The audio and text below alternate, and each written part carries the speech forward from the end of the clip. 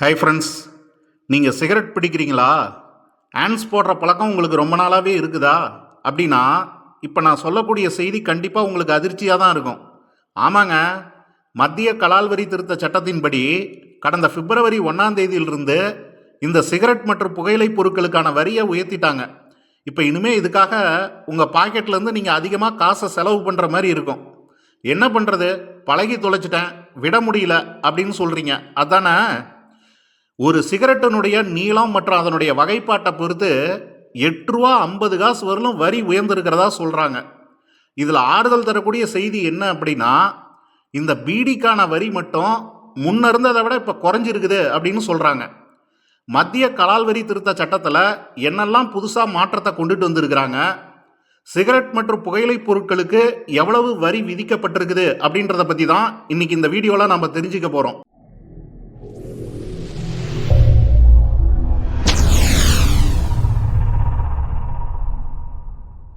வீடியோனுடைய தொடக்கத்தில் சொன்ன மாதிரி நீங்கள் பயன்படுத்தக்கூடிய அந்த சிகரெட்டினுடைய நீளம் அதனுடைய வெரைட்டியை பொறுத்து தான் இந்த வரி உயர்வு இருக்கும் அப்படின்னு சொல்லியிருந்தேன். இப்போ இங்கே 65 மில்லிமீட்டர் நீளமுள்ள ஒரு சாதாரண சிகரெட் பாக்கெட்டை நான் உதாரணத்துக்கு எடுத்துக்கிறேன்.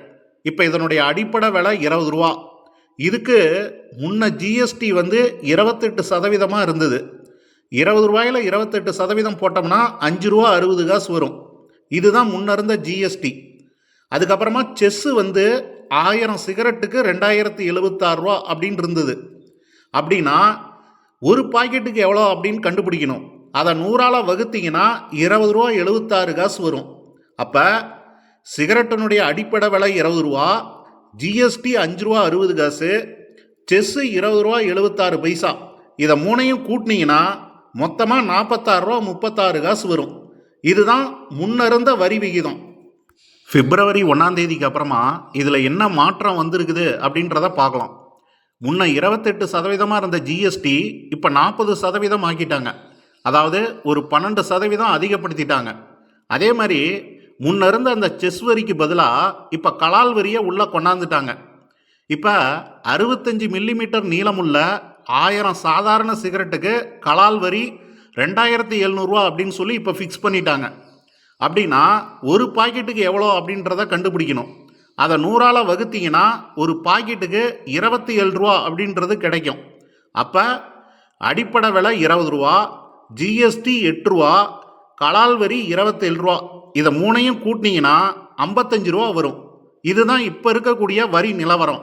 பிப்ரவரி 1ஆம் தேதிக்கு அப்புறமா 1000 சிகரெட்டுக்கான புதிய கலால் வரி அப்படின்றது மினிமம் 2700 ரூபாயிலிருந்து அதிகபட்சம் 11,000 ரூபா வரலும் இருக்கும் அப்படின்னு சொல்கிறாங்க.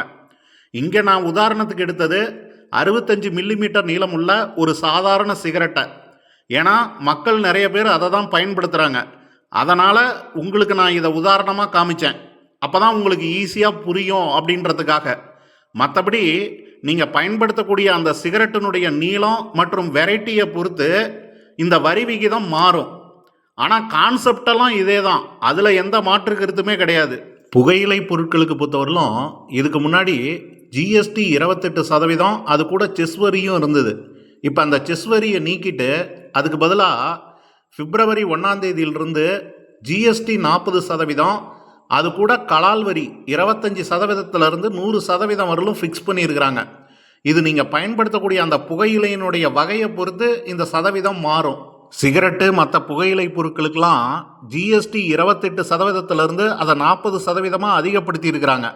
ஆனால் இந்த பீடிக்கு மட்டும் ஜிஎஸ்டியை 28%லேருந்து அதை 18% குறைச்சிருக்கிறாங்க. காரணம் என்ன அப்படின்னா, பல லட்சக்கணக்கான பேர் இந்த பீடி தொழிலில் ஈடுபட்டிருக்கிறதுனால அவங்களுடைய வாழ்வாதாரம் பாதிக்கக்கூடாது அப்படின்ற காரணத்தினாலையும், அதே சமயத்தில் பல ஏழை எளிய மக்கள் இந்த பீடியை தான் அதிகமாக பயன்படுத்துகிறாங்க அப்படின்ற காரணத்தினாலையும் இந்த வரி குறைப்பு செஞ்சுருக்கிறதா சொல்கிறாங்க.